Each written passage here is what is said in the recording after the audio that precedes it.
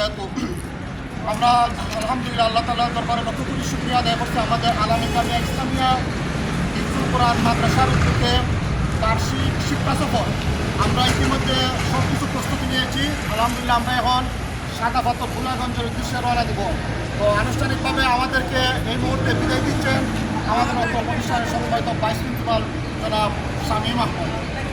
আলহামদুলিল্লাহ রাব্বিল আলামিন আসসালাতু ওয়াসসালামু আলা রাসূলিল্লাহ।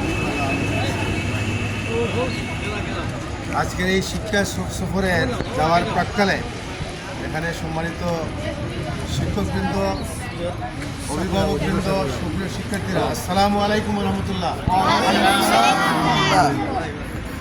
আমরা আল্লাহ রাব্বুল আলামিনের দেওয়া নেয়ামতগুলো প্রদর্শনের জন্য মূলত শিক্ষা সফরে যাই। শিক্ষা সফরকে অনেকেই মনে করেন শুধুমাত্র আনন্দ উচ্ছ্বাস। আসলে এই আনন্দ উচ্ছ্বাসের পাশাপাশি রয়েছে আল্লাহর নেয়ামতগুলো পরিদর্শন করা।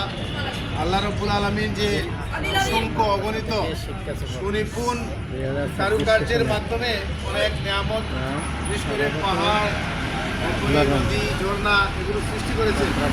এগুলো দেখার মাধ্যমে তার এগুলো প্রকাশ পায়।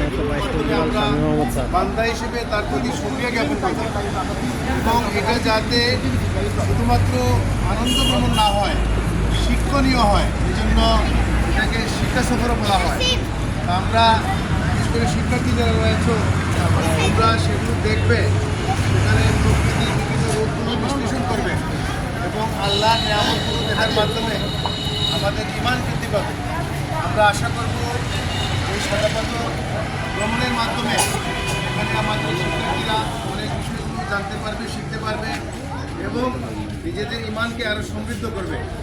আল্লাহ নিয়ামত পরিদর্শনের মাধ্যমে আর সৃষ্টি জগৎকে দেখার মাধ্যমে আমরা যাতে আল্লাহর যে উলুহিয়াত রুবুবিয়াত আছে এগুলোর প্রতি আরও দৃঢ়ভাবে